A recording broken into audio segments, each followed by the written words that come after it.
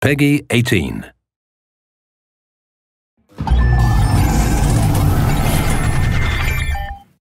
Hello everyone, I'm Colin Graham. I'm the animation director on Watch Dogs, and today I'm excited to present to you a vertical slice of the Watch Dogs free roaming experience. So actually, this is not a mission. Everything we're going to showcase today is completely systemic, and we're free to do as we please. We start off in the wards, the low-income district of our interpretation of Chicago. When creating the world of Watch Dogs, we wanted to stay true to the city and give a unique flavor to each and every neighborhood, not only in terms of the architecture, but also in terms of the people that you'll encounter and what is happening in their day-to-day lives. In the wards, you'll see working-class citizens, rusty cars, gang members, abandoned houses, and low-grade pawn shops. It's really not the kind of place that you're going to want to be alone after dark. Nowadays, modern cities are increasingly managed by software, controlling traffic lights, electricity grids, and surveillance systems. In our version of Chicago, this management software is called CTOS, or the Central Operating System. The CTOS controls everything in the city, and it was created by the Bloom Corporation. Since the CTOS has been installed in Chicago, people get to work faster, the crime rate has dropped, and the communication networks are now more accessible and stable than they ever were before.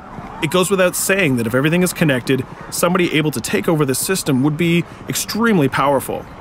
At this point in the game, we don't have control over this district's CTOS system. The icons that you see over people's head mean that we cannot hack into their mobile devices at the moment.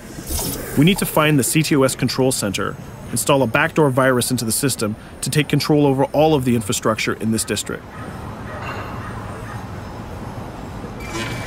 There it is, the CTOS control center.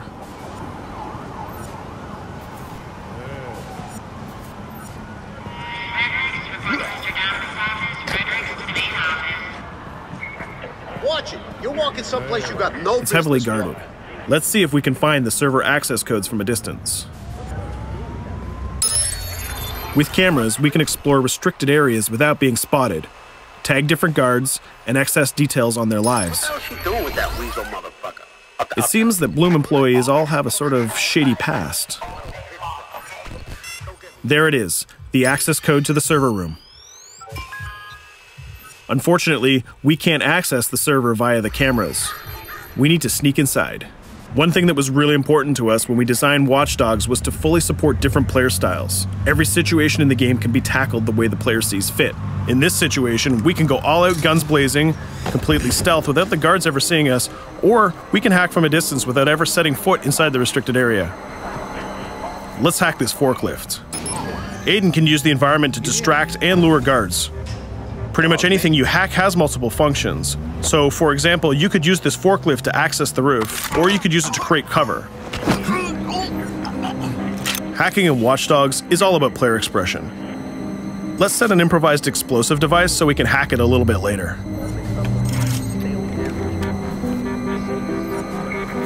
You'll also notice Aiden's low-profile stance. This indicates when the guards are unaware of our presence. We'll try to reach the upper level of the building to see if we can gain a vantage point over our opponents. Everything in the environment can be hacked, so we're going to make some dynamic cover. That's how you spend a day off. Some quality meat. We'll use this forklift to lure the guard towards our IED that we set earlier. Let's see how this plan unfolds. You're working them on.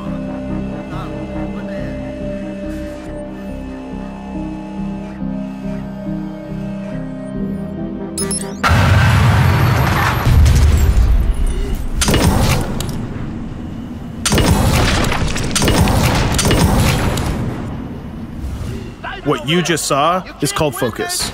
It represents Aiden's analysis capabilities and his quick reflexes. This gives the player more time to combine core game mechanics together, such as shooting, hacking, and driving, in order to handle more complicated situations.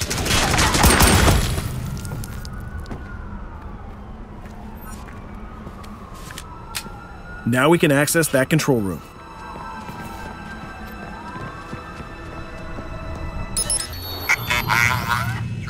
Drop 2, 5.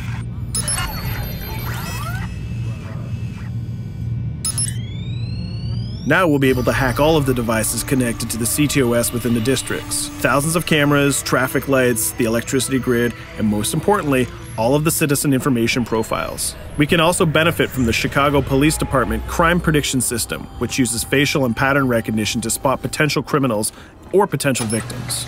Since this is a pretty rough neighborhood, I'm pretty sure we're going to stumble on some suspected criminal activity pretty soon. And there it is. The system just pushed an alert of a potential crime. We can see the system trying to triangulate the location on our minimap. Take note, this isn't a mission. This can happen anywhere at any time. We've just spotted a potential victim. It's always up to the player if he wants to investigate or not, to take action or not. So let's see how this turns out.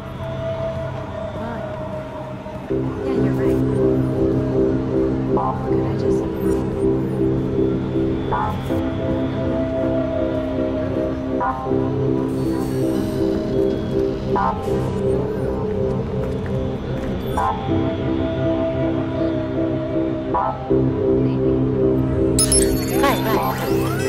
You think you're leaving me? Huh?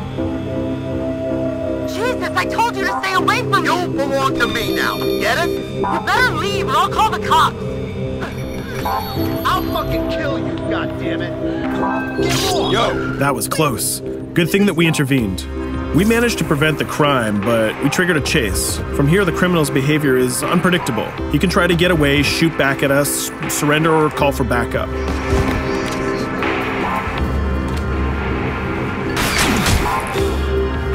It seems like he decided to get away by car. Let's chase him down.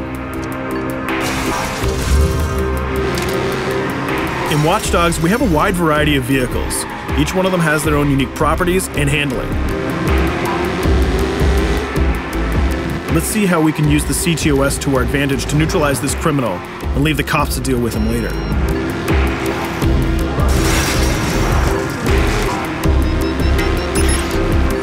The chase stops right here. Using the blockers usually reserved for the cops during interventions, we managed to stop this criminal without killing him. This gives us a reputation bonus. This system is at the core of the Watch Dogs experience. Depending on how we handle different situations in the game, the media and the citizens will have a different perception of our hero, whether he is a true vigilante or a reckless criminal. This will have repercussions throughout the game. Now, let's head for the Loop, the historical district of Chicago, where you're going to find the most iconic buildings in the city.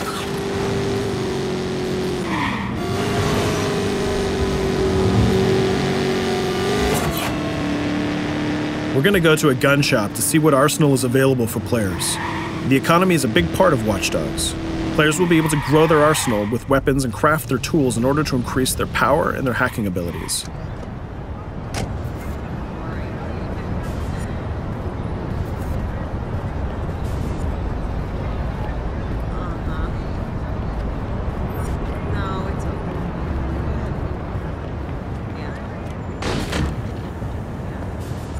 You will find all of the weapons that you would expect in a traditional shooter. Pistols, assault rifles, guns, sniper rifles, and grenade launchers, just to name a few. A lot of bullets were fired in our last encounter with the CTOS guards. Let's stock up on some more ammo. Finding everything.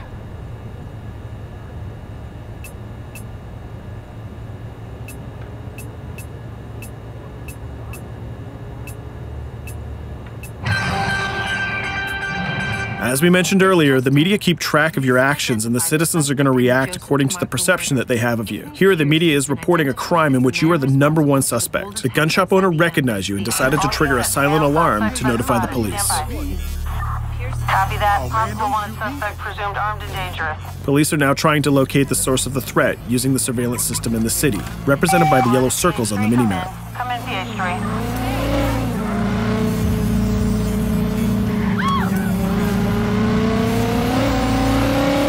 Aiden is able to stall their efforts by hacking into their communication systems while avoiding the scanning areas.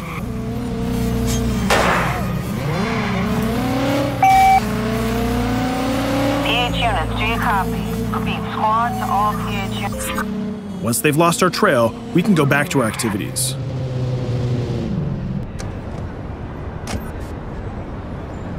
One thing that Bloom did to win over the population of Chicago with the CTOS project was to install free Wi-Fi hotspots throughout the city.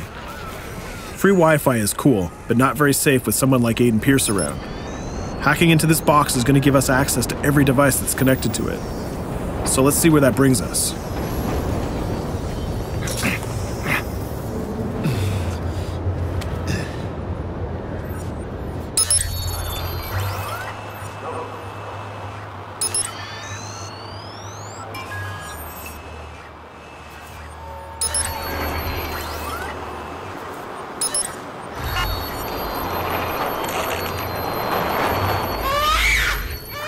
We just hacked into the webcam of a laptop. It seems that we're in the apartment of a mother and we can hear her baby crying in the background.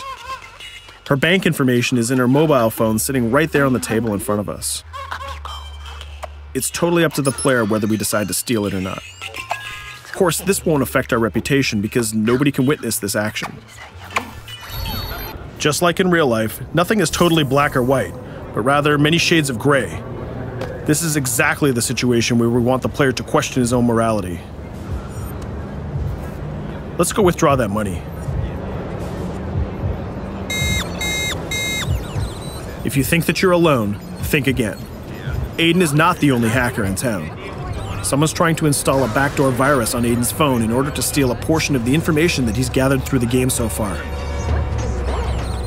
First, we're gonna have to reach the area where the signal is coming from.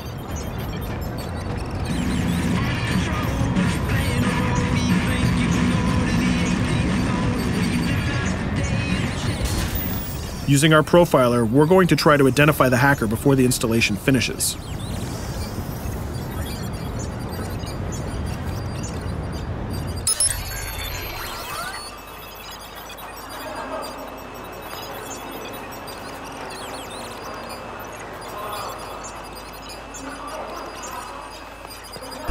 There he is. In Watch Dogs, things aren't always what they seem to be. This is actually another player that seamlessly came into our single-player experience. Let's not let him get away with this. We're going to teach this guy a lesson.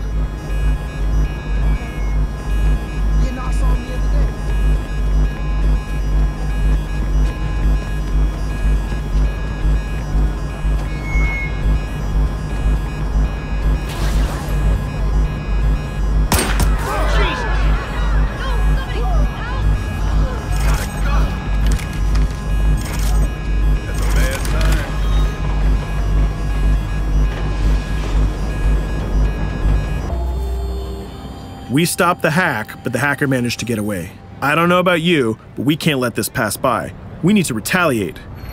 Using the grid, let's see if we can find that second player. There he is. Let's enter his game seamlessly.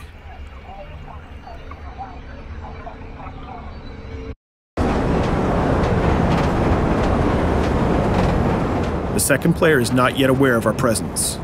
If we act carefully, he might think that we're one of the many NPCs in the city.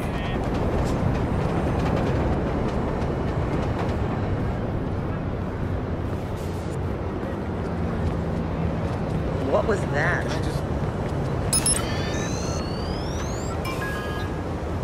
So let's find a place to hide and start hacking. What's going on?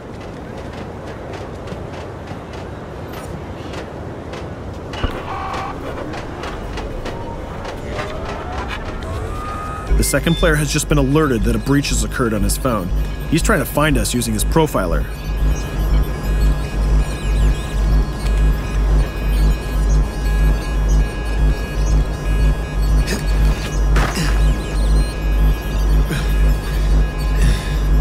He's dangerously close. Let's hide in the car.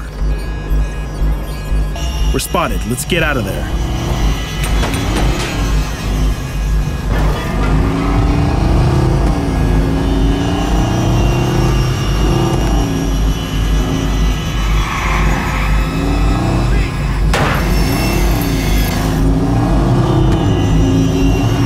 Let's set up an ambush right here. By dragging the other player back here into the alley, we make sure that no civilians get hurt during the firefight. We didn't succeed in hacking the second player, but we did get a little bit of revenge. So that's what we have time for today. We hope you enjoyed our quick gameplay session. Stay tuned for more about Watch Dogs.